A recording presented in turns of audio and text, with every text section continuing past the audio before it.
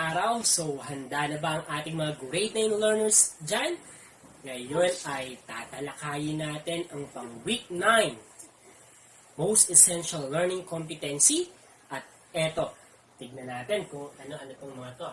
So, the learner determines the equation of quadratic function given the table of values, graph, and its zeros. So, etong part na to, kung medyo nakuha natin yung mga previous week, ay hindi tayo mahihirapan ngayon. So, medyo may mga karagdagang idea lang na makukuha tayo sa linggong ito. Ano po? Okay, so dito, ibig sabihin ang gagawin natin grade 9 ay kailangan nating malaman ang quadratic function behind the given table of values. So, ibibigay sa atin ang table of values and then i-determine natin kung anong quadratic function ang nasa ilalim niya. Another one ay ibibigay sa atin ang graph at sa graph na yon, aalamin natin ang quadratic function na nasa ilalim niya. Ganun din kapag ang zeros ang given, so ano ang quadratic function na nasa ilalim niya. Okay? So, alam kong handang-handa na kayo, kaya simulan natin. Okay? So, eto ang ating unang focus. So, given its zeros. So, ang example natin ay eto. Determine the quadratic function with zeros, negative 3 and 7. So, una, ano ba ang zeros na to? So, pag sinabi natin zeros, so dito sa given natin, we have negative 3 and 7.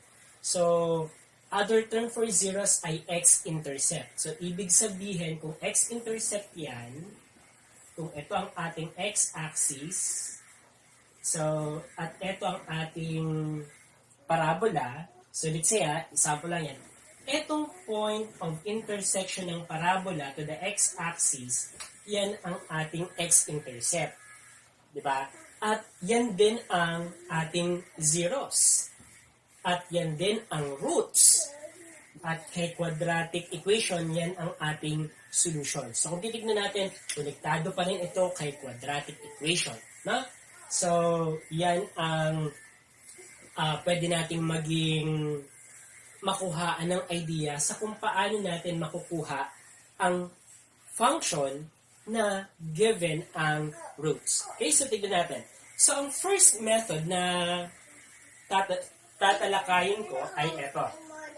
So, method number 1 tayo, using the sum and product of the roots. So, ito ay natalakay na natin sa mga naunang linggo natin. So, sa sum and product of the roots, sana ay natatandaan to. So, we have x squared minus the sum of the roots x plus the product of the roots. Ayan, is equal to 0. So, yan ay para na makabot tayo ng equation. Okay, so dito, x squared minus. So, kung ang given natin ay negative 3, so negative 3, so sum of the roots tayo, so plus 7. So, the answer is, since unlike sign ang i-add natin, kaya isusubtract natin ang absolute value niya, so meron tayong 4. And then, i-honor natin ang sign ng ating number with higher absolute value, which is positive 7, so positive. So dito, we have positive 4, and then we have x. Okay, plus, product of the roots tayo, so negative 3 naman, times 7. So negative 3 times 7, that is 21. Negative kasi unlike sign naman. So we have here negative 21. Okay, is equal to 0. And then simplifying, we have x squared minus 4x minus 21. And then para maging na siyang quadratic function, so lalagyan lang natin ito ng f of x. So eto na ang sagot natin. So sana'y naunawaan kung paano natin ginawa gamit ang method number 1 ang pagkuha ng quadratic function na given ang zeros. Okay, so another one is pala, so eto ay ilan lamang sa pwedeng maging sagot. Ano po? Kasi kapag given ang zeros kasi, so pwedeng mangyari na maging ganito. So, f of x is equal to a times x squared minus 4x minus 21. Etong a natin, pag pinalitan natin siya, let's say 2. So, magbabago yung function, pero dadaan pa rin iyon kay zeros na given. So, let's say ito ay negative 1, negative 3. So, magbabago yung function kasi we are about to multiply that value doon sa trinomial natin na nasa loob ng parenthesis at dadaan pa rin yun doon sa given zeros natin. Pero ibang function na iyon. So, ito ay isa lamang sa pwedeng maging sagot at etong sagot na to ang may pinaka least integral value ng ating A. So, pwede na itong maging sagot. So, method number 2 tayo. So, ang pangalawang method natin ay using the reverse of factoring. So, kung titignan natin yung first week, no? Or second week, solving quadratic equation by factoring. So, eto ay i-reverse lang natin.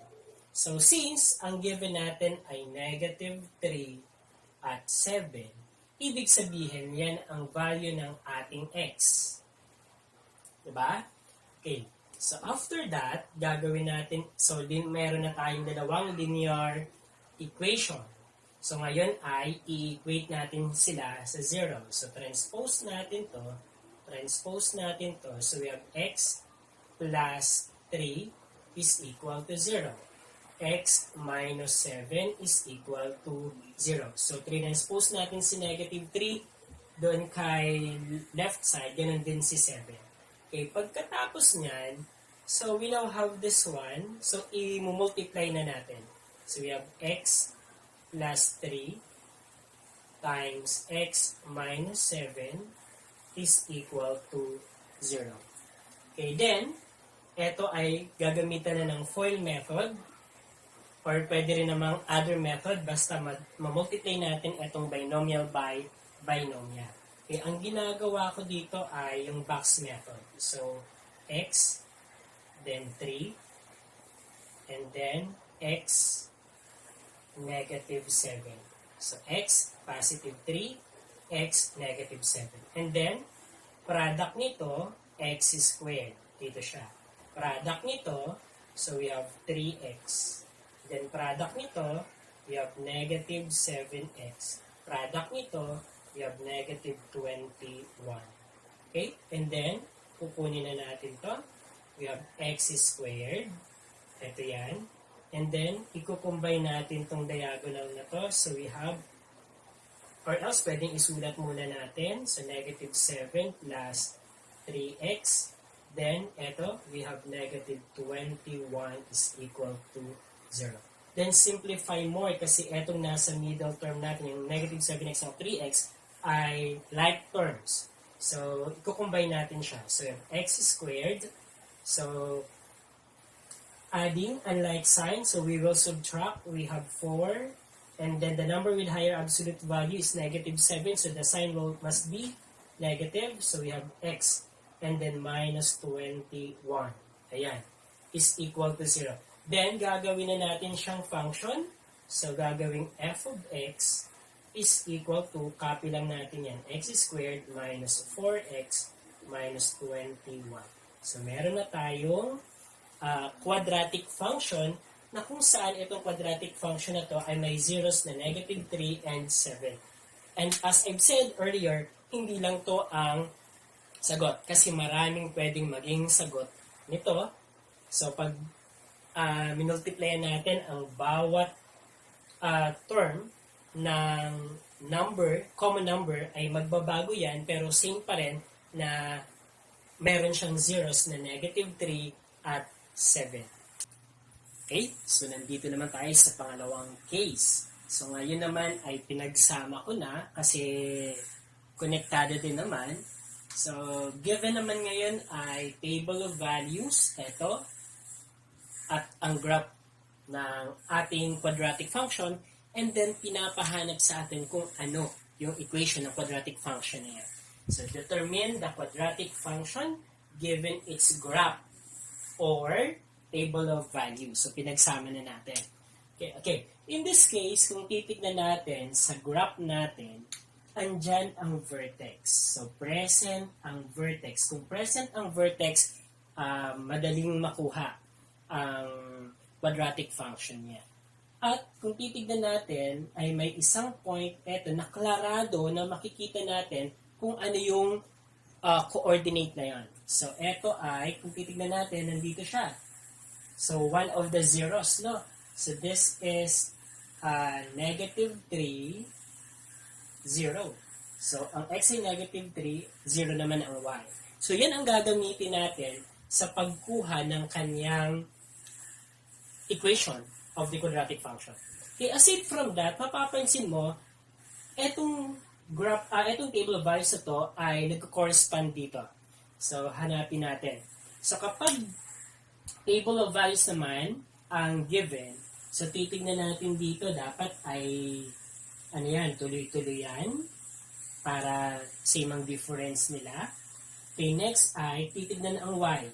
So, 0, negative 9, negative 16, negative 21, negative 24, negative 25, negative 24. So, kung titignan mo dito sa part na to, so, negative 24 ay, parang eto na yung, ano natin, minimum value. Kasi, after nito, nag-negative 24.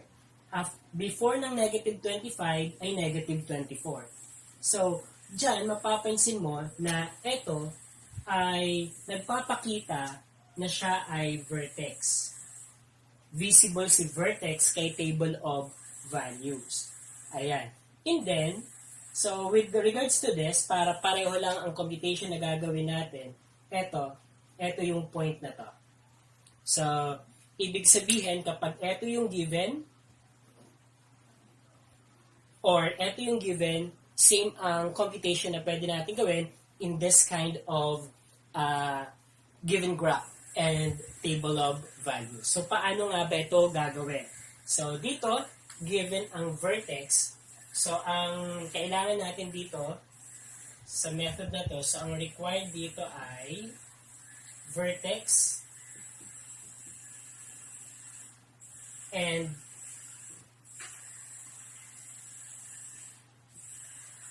another distinct point. So, pag sinabing distinct point or coordinate, so dapat malinaw yung point na yon. So, identified natin yung point na yan. Okay, so kapag ganyan ang given, ang gagamitin natin ay ang vertex form. So, ano nga ba ang vertex form or ang standard form? So, ang vertex form natin or standard form natin ay y is equal to a times x minus h squared plus k. Natatandaan ba?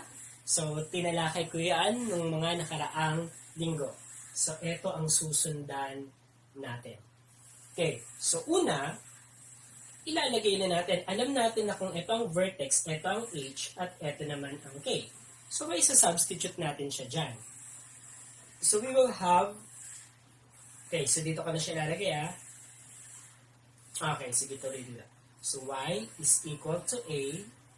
So, x minus, ang h natin ay 2. Ang k naman natin ay negative 25. Ayan. So, after nito, kasi kailangan din natin makuha ang value ng a. So, actually, kailangan natin makuha yung yung h, k, saka yung a. So, paano natin ngayon makukuha ang value ng a? So, para makuha natin ang value ng a, kailangan na mag-substitute din tayo kay x and y. At ano yung x and y na yan? Diyan na natin gagamitin yung isa pang point na visible, na distinct dito sa graph natin or sa table of values natin. Ano po? So, kapag graph ang given, yung distinct point. Kapag table of values, na-identify natin sa vertex, any of the point ay pwede natin gamitin to determine the value of a. So, ngayon, ang gagamitin natin, eto na, para the same dito. Ayan. So, gamitin natin. So, dito, ang y natin ay 0. So, ang a ay hinahanap natin. Ang x natin ay negative 3. So, minus 2 squared. Okay, ito ay pwede ng positive times negative. Pwede na itong negative 25. Ayan. And then, pagkatapos niyan, isi-simplify natin further. Okay, so simplify natin. So, a. Okay, by the way, nasundan ba? So, yung 0, yung y, yung negative 3 naman. Ayan. So, galing siya sa isang distinct point ng ating graph or isang point doon sa table of values natin. So, yan ang kailangan sa kayong vertex. Then, eto naman si h natin at si k. Ayan. So, simplify natin. We have a negative 3, negative 5. So, this is negative 3 minus 2. This is negative 5 squared. Okay, and then, minus 25. Ayan. Next, na gagawin natin, so, ito ay 0. Okay, transpose natin si negative 25 sa kabila ng equal sign. So, kapag transpose natin yan, yung negative 25 na yan, magiging positive 25. Then, dito naman, we have a. Isi-simplify natin to. So, negative 5 squared, that is equivalent to positive 25. Ayan. Okay, next, after nyan, kailangan nating mawala itong 25 dito. So, anong gagawin? So, we will divide both sides of the equation by the 25 or we will apply the multiplication property of equality. No? So, dito, so magkakaroon tayo ng 25 is equal to a or eto pwede ng 25a. Okay, divide by 25, divide by 25. So, 25 divided by 25 is 1. So, 1a or just a. Then, 25 divided by 25, we have 1. So, ibig sabihin, ang value ng a natin ay 1. Okay. So, since okay na, nakuha na natin yung value ng a, babalikan na natin si vertex form or standard form.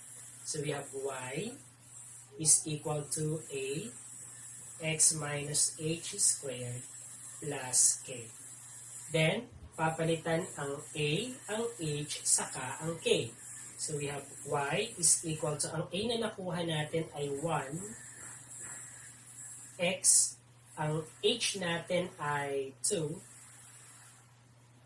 ang k naman natin ay 25, negative 25. So, here we have negative 10 or plus negative 25. Ayan. Pag sinimplify natin to, so y is equal to 1, x minus 2 squared minus 25. Okay. So, eto na ang quadratic function na hinahanap natin in vertex form or standard form. Paano kapag ang hiningi ay in general form? So, kapag in general form, isi-simplify lang natin yan. So, we have y is equal to, we have x, so ito ay magiging 1 times x minus 2 times x minus 2, then minus 25. Ayan. And then y is equal to, so for by FOIL method or by box method, okay, tignan natin. Okay, so burahin ko na ito muna, ha? Okay, so here we have x minus 2 and then x minus 2. So we have x squared, negative 2x, then ito naman, negative 2x din, and then we have positive 4. So, ibig sabihin, so x squared, ito yan, then negative 2x, magiging negative 4x, so ito yan, pagkatapos plus 4. And then, may 1 tayo dito na multiplier. So, 1 times that number is equal to that number, diba? Okay, so we will have y is equal to, so 1 times this is equal to this one, and then affix na natin si negative 25 natin. Then, continue. So, y is equal to x squared minus 4x. 4 minus 25, that is negative 21. So, eto na ang general form niya. Okay, general form. Ayan. So, yung y natin, pwedeng f of x. Pwedeng y naman. So, nakuha na natin ang equation of the quadratic function behind this graph or behind this table of values. So, pinagsama na natin. So, kapag ganito ang case, visible ang vertex, identifiable ang vertex, and then may isang point na distinct. So, may isang point na distinct. So, maaari nating makuha ang equation of the quadratic function behind it. So, paano naman kapag ganito ang given natin? So, the problem ay determine the quadratic function given its graph or table of values pa rin. Pinagsama ko din siya. So, ito ang graph at ito naman ang table of values. So, anong mapapansin niyo dito? Visible ba ang vertex? Gaya ng nauna nating halimbawa kanina. So, titignan natin, wala. Hindi natin ma-identify ang vertex. So, dito naman sa graph, ganun din. Hindi rin natin lubusang ma-identify ang vertex. Etong distinct point na to ay hindi siya vertex. So, hindi given, hindi malinaw ang vertex sa example natin ngayon. So, paano natin kaya kukunin ang equation kapag ganito ang given natin? Okay? So, eto, kailangan lang natin malaman or i-apply etong general form ng quadratic function.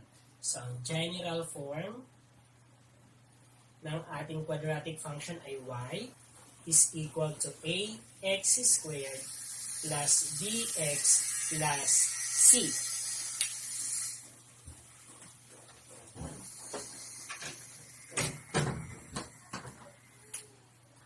Okay, so eto. So dito, kailangan nating ma-identify ang A, ang B, at C. And then ilalagay natin dyan at magkakaroon na tayo ng quadratic function in general form. Ang tanong dito ay, paano nga ba natin kukunin ang value ng A, ng B, at ng C? Okay, tara. Sundan nyo ako ng ating makuha ang sagot. Okay, so una, kailangan natin gumawa ng tatlong equations. So, kailangan natin ng tatlong points na galing sa ating given. So, for example, let us use.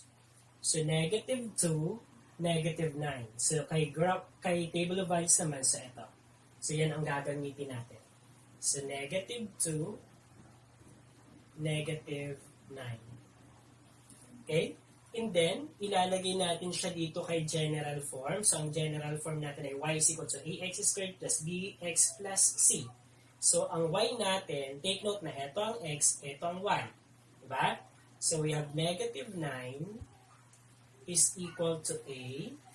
Ang x natin ay negative 2. So, ito yan, negative 2 squared plus b times negative 2 pa rin plus c. Then, simplify mo ito. Simplify natin to. Negative 9 is equal to a. Negative 2 squared. So, negative 2 times negative 2, that is positive 4. So, magiging positive 4 ito. Ito naman, magiging negative 2b. So, ito pwede ko nang gawin. So, minus 2b. Then, ito naman, plus c. Then, i-clear natin. So, negative 9. We have 4a. We have negative 2b plus c. So, ito ang magiging first equation natin. Okay. Next, for our second equation, pipili ulit tayo ng isa pang point kasi tatlong points ang kailangan natin. So, gamitin natin itong negative 1, negative 16. So, eto naman ang gagamitin natin. Okay? So, we have negative 1, negative 16. Okay? So, ang y natin ay negative 16. And then we have a, ang x natin ay negative 1 squared plus, okay, b, ang x natin ay negative 1 plus c. Then, simplify natin to. So, negative 16. So, negative 1 squared, that is positive 1. Positive 1 times a is equal to a. So, a na lang siya. Then, b times negative 1, we have negative b plus c. So, eto naman ang ating second equation. Ang second equation natin ay galing sa pangalawang point na ating kinuha dun sa given. Okay, next naman ay third. Okay, for third equation naman, for third equation, so gamitin natin si 0, negative 21.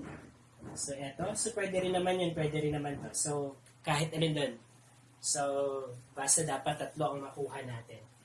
So, dito, 0, negative 21. Ang y natin ay negative 21. So, y, negative 21 is equal to, ang a, hindi pa natin alam. Ang x natin ngayon ay 0, so 0 squared. Then, plus, b, hindi natin alam. Ang x natin ay 0. And then, plus c. Then, simplify natin. Negative 21 is equal to 0 squared is 0. 0 times a, that is 0. So, wala na tayong ilalagay dito. 0 times b, ano din? 0 din. So, we have c. Ayan. So, ang third equation, ito ang ating magiging third equation.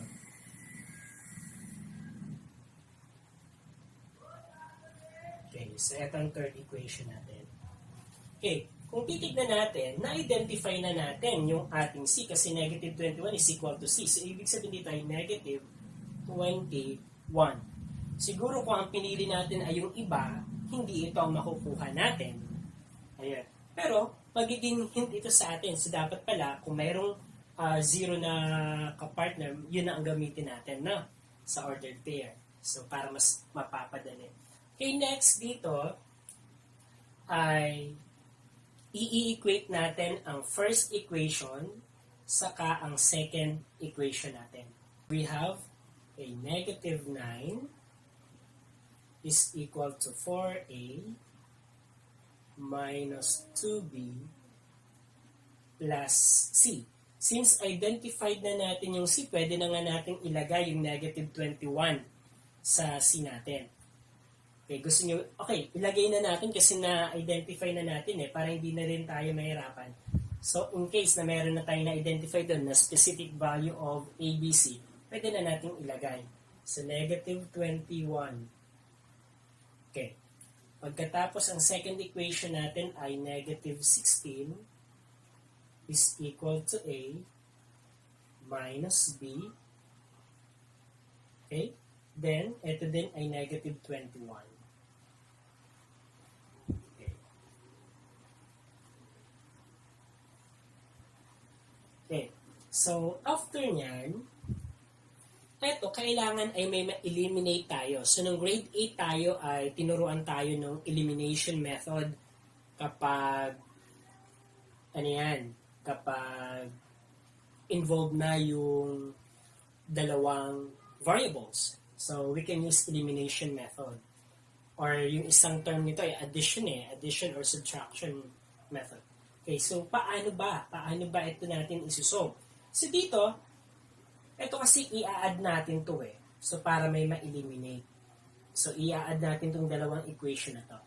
So, dito, ang kailangan nating makuha ay it's either value ng A or value ng B. Kasi nakuha na natin.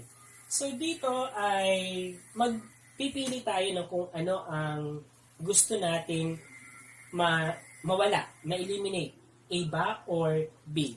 So, sabihin natin na ang gusto nating ma-eliminate ay si si A. So, si A. Kay A tayo. So, anong gagawin natin? So, kailangan kapag si A ang gusto nating ma-eliminate, etong equation na to, kailangan natin siyang ma-multiply kay negative 4. So, kay negative 4 para magkaroon ito ng negative 4. Kasi kapag inad natin si 4A saka negative 4A, makakancel out yon. So, matitira na lang yung B. So, ibig sabihin, etong equation na nasa baba ay kailangan nating multiplyan ng negative 4. So, eto ang multiplier natin. So, i-multiply natin. So, we have negative 4 times negative 16. So, negative times negative is positive. And then 16 times 4. So, 6, 6, 12, 24. Then 2, we have 1 times 4, 4. 5, 6. So, 64. So, ito ay magiging 64. And then, we have negative 4 times A. Negative 4A. And then, negative 4 times negative B magiging plus 4B. Okay, plus 4B. And then, negative 4 times negative 21, so that is positive. Then, okay, 21 times 4. So, we have 4, we have 8. So, 84. So, plus 84 tayo. Ayan. Okay, so, ito na ang gagamitin natin at ito na ang i-add natin dito sa una. Kasi ito, parang nirename natin at naging 64 siya. Okay? So, add natin si negative 9 is equal to 4A minus 2B minus 21. So, ito yan. Ito. Yung una. Okay. So, parang in-adjust lang natin yung isang equation para may ma-eliminate tayo. Okay, so 64 minus 9. So, 64 minus 9. So, 14. Ito magiging 5. So, 5. 5. So, 55. Tama ba? Okay, tama. 55. So, dito ay positive 55 tayo. Then, dito naman, so ito makaka-cancel out na. Magiging 0 na siya.